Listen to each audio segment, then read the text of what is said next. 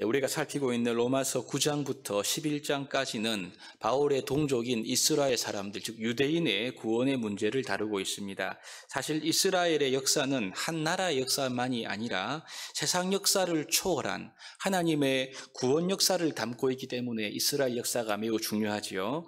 하나님의 구원 역사를 한마디로 말하라 그런다면 로마서 1장 2절에 기록된 대로 하나님께서 선지자들을 통하여 아들에 관해서 아들이 오실 것을 약속하신 것이다 라고 요약할 수가 있겠습니다.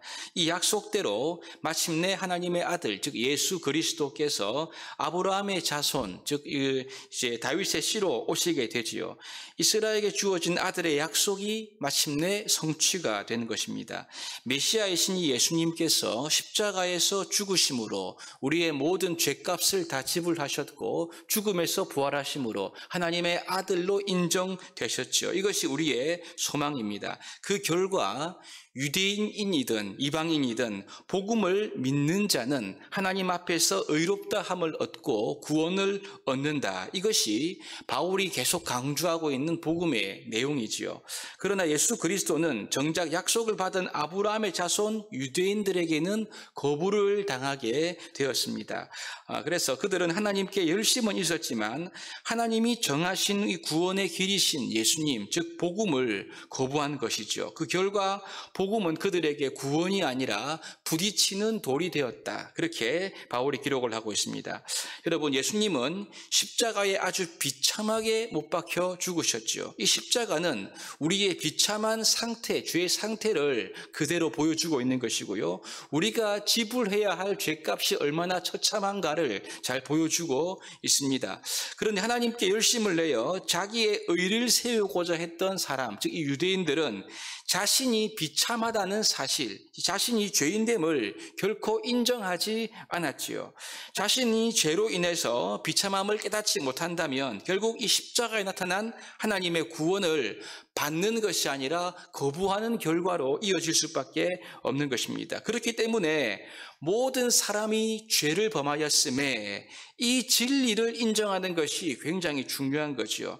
우리가 이 진리를 인정하지 않으면 설령 하나님을 믿고 하나님께 열심을 낸다고 하더라도 갈수록 완고한 자가 되고요. 하나님을 대적하는 자리에 유대인처럼 이를 수밖에 없다는 것입니다. 이 지금 유대인들, 이스라엘이 또 이와 같은 모습인 거지요. 이들은 하나님께 열심을 내었으나 복음은 거절했습니다. 예수님을 거절했지요. 하나님의 말씀을 듣고 순종하는 길을 거부한 것입니다. 그러면 여러분, 이스라엘 백성들, 이스라엘은 영원히 구원받지 못한 채로 남아 있는가? 바울은 결코 그럴 수 없다. 이 질문과 그 답을 제시함으로써 이 동족 유대인들의 구원의 문제를 오늘 본문 11장에서 계속해서 이어가고 설명하고 있습니다. 로마서 11장은 이스라엘이 구원받지 못하는 것이 아니라 이스라엘의 남은 자가 은혜로 택하심을 받아 구원 얻게 될 것을 이제 논술을 하는 거죠.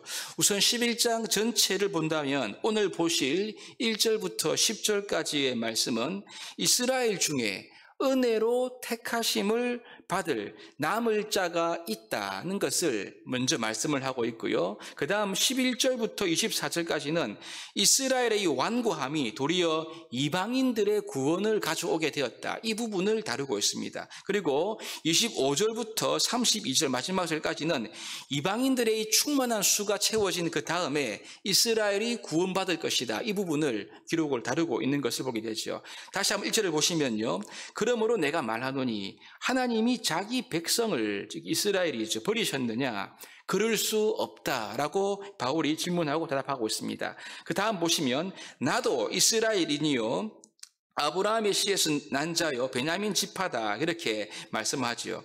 하나님께서 이스라엘을 버리지 않는 가장 확실한 표적이 무엇인가? 그것은 바로 바울 자신이라는 것을 예를 들어서 말씀을 하고 있습니다. 바울 역시 이스라엘 백성이었죠. 그리고 아브라함의 자손입니다. 무엇보다 베냐민 족속이죠. 이 베냐민 족속은 남한국 유다를 이루었던 두 지파 중에 한 지파로서 가장 정통성 있는 지파가 아닙니까? 이 말은 나는 정통성 있는 이스라엘 사람이다, 이런 의미입니다. 사도 바울을 생각해 보십시오. 그가 회심하기 전에 급진적인 이스라엘인이었던 것을 잘 알 수가 있습니다. 특별히 하나님을 향한 열심으로는 굉장히 특출한 사람이었죠. 바울은 복음을 완강히 거부했기 때문에 그리스도를 박해하는 그 일에 앞장을 섰습니다. 그런데 그런 그가 다메섹 도상에서 예수님을 만나지요. 긍휼히 여기신 그 하나님의 은혜로 인해서 이 바울이 구원을 얻게 되었습니다. 그 결과 그가 거부했던 복음, 그가 박해했던 예수님을 목숨을 다해 전하는 이방인의 사도로 그가 바뀌게 된 거죠. 그러므로 죄인 중에 괴수인 이스라엘 사람이었던 바울 자신도 하나님의 은혜인 이 믿음을 통하여 구원을 얻었다고 한다면 이스라엘 중에도 구원을 얻지 못할 사람이 있을 수가 있겠는가? 지금 이 말을 하고 있는 것입니다. 이스라엘 중에도 나같이 완고하고 완악한 사람도 하나님의 은혜로 구원받았다면 하나님의 이 은혜로 긍휼로 이스라엘도 구원을 받을 것이다. 이 말을 하고 싶은 거죠. 그러면서 바울은 구약 성경에 나오는 엘리야 이야기를 통해서 이 말을 확증합니다. 이것이 2절이지요. 너희가 성경이 엘리야를 가리켜 말한 것을 알지 못하느냐.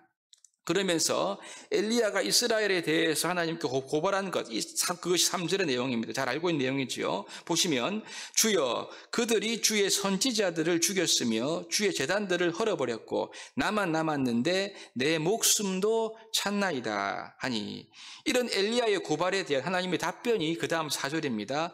그에게 하신 대답이 무엇이냐? 내가 나를 위하여 바알에게 무릎 꿇지 아니한 사람 7,000명을 남겨두었다 하셨으니. 여러분 5절에 보면 그 다음에 이와 같이 지금도 이 7,000명처럼 은혜로 택하심을 따라 남은 자가 있다. 이 말씀을 지금 사도 바울이 하고 있는 것입니다. 이것은 이러한 바울의 논증은 사도 바울이 자신의 상황에 근거해서 말한다. 그렇게 우리가 볼 수가 있겠습니다. 자기도 이스라엘 사람인데 버림받지 않고 하나님의 은혜와 긍휼로 구원받았다는 것을 말한 바울은 홀로 남은 지금 엘리야의 상황에 자기 자신을 대입하고 있는 거죠. 이스라엘의 불신앙 때문에 탄식했던 엘리야에게 주어진 말씀이 무엇입니까? 바알에게 무릎 꿇지 않는 7,000명을 내가 남겨두었다는 것이었죠. 이처럼 동족 이스라엘의 불신앙을 안타까워하는 이 바울 역시 이 말씀을 통해서 하나님께서 유대인들 가운데 남겨두실 사람들, 즉 유대인의 구원을 바라보고 있다는 것입니다. 엘리야에게 약속된 이 7,000명이 은혜로 남겨진 것 같이 은혜를 따라 택하심을 받은 동족 이스라엘, 이것이 은혜의 구원이 동족 이스라엘에게 미칠 것이다. 이것이 5절의 말씀이죠. 지금도 은혜로 택하심을 따라 남은 자가 있다. 이 말씀인 거죠. 그리고 6절의 내용은요, 동족 유대인이 택하심을 받는 것 역시 행위가 아니라 은혜를 따라 되어진다. 이것을 다시 한번 분명히 합니다. 이것이 로마서에서 강조하고 있는 복음의 핵심적인 내용이지요. 그리고 난 7절부터 10절까지의 내용은 이런 구원의 은혜를 이스라엘이 거부함으로 인해서 믿음을 붙들었던 이방인들에게 이 은혜가 흘러가게 되었다는 것을 말하면서 다음 단락의 내용과 이어지게 됩니다. 그럼 여러분, 우리가 오늘 살핀 본문이 우리에게 주는 교훈이 무엇일까요? 우리가 여러분 이 십자가의 은혜로 구원을 받은 사람이라고 한다면 1만 달란트와 같은 어마어마한 우리의 죄의 빚을 다 탕감받은 것과 같은 사람들이죠.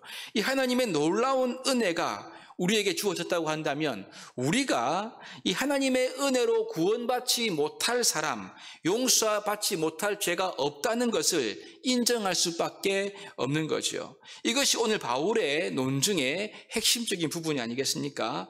다른 사람들의 구원의 가능성을 내가 미리 판단하거나 평가할 수가 없다라는 말씀입니다. 죄인 중에 괴수인 바울 자신도 하나님의 은혜로 인해서 구원받았다라고 한다면 하나님의 은혜와 하나님의 긍휼이 복음을 거부하고 지금은 완고하게 있는 이 동족 유대인들도 능히 충분히 구원하는 은혜가 될 수 있다는 것이지요. 그래서 바울은요, 엘리야에게 말씀했던 그 말씀과 같이 하나님께서 7,000명을 남겨주심 같이 자기 동족들에게도 은혜를 따라 남은 자를 예비하셨다. 이것을 바라보고 동족들이 마음을 열고 복음을 받기를 기대하고 인내하고 바라보고 있는 것이지요. 사랑하는 여러분, 오늘 우리가 하나님의 자녀가 된 것은 하나님의 큰 은혜와 긍휼 때문입니다. 모든 것이 다 하나님의 은혜죠. 큰 은혜를 받은 우리들은요, 이 은혜의 시각으로 세상을 바라보고 불신자들을 바라볼 수가 있어야 합니다. 어쩌면 여러분, 완고한 동족이 구원받기를 원하는 이 바울의 간절한 마음이 이 코로나 시대에 교회를 향하여 비판하고 욕하는 이 세상을 향해서 가져야 할 우리들의 마음이 아닐까 생각을 해봅니다. 교회를 향하여 욕하고 배척하고 많은 비난을 쏟아놓고 있지요. 하지만 여러분, 그들도 하나님의 은혜의 복음을 받아들이기만 한다면 복음은 그러한 사람들조차도 변화시킬 수 있는 하나님의 능력임을 우리는 믿어야 하는 것이죠. 이러한 시각으로 은혜 입은 우리들은 은혜의 시각으로 불신자들과 세상을 바라보는 것, 이것이 우리가 가져야 될 자세가 아니겠습니까? 여러분, 그렇습니다. 복음이 구원하지 못할 사람은 없습니다. 이 사실은 여러분, 이 사실을 믿고 바울은요, 자기를 구원하신 하나님의 은혜를 바라보았기 때문에 유대인들을 향한 앞으로 구원하실 주님의 큰 계획을 이야기하고 있는 것이 아니겠습니까? 오늘 이 새벽에 우리가 하나님의 은혜로 구원받았다, 이 사실을 마음속 깊이 새길 수 있기를 바랍니다. 그렇다면 이 사람은 안 돼, 저 사람은 이래서 안 돼, 이러한 우리의 판단과 평가가 더 이상 무의미하다는 것을 깨닫게 될 것입니다. 우리가 받은 이 놀라운 구원의 은혜와 사랑의 시각으로 우리의 민족과 또 우리 주위의 불신자들을 바라볼 뿐만 아니라 하나님의 복음이 우리를 통해서 우리 지역과 주위로 흘러가는 복된 역사에 쓰임받는 저와 여러분 될 수 있기를 주님의 이름으로 축복합니다.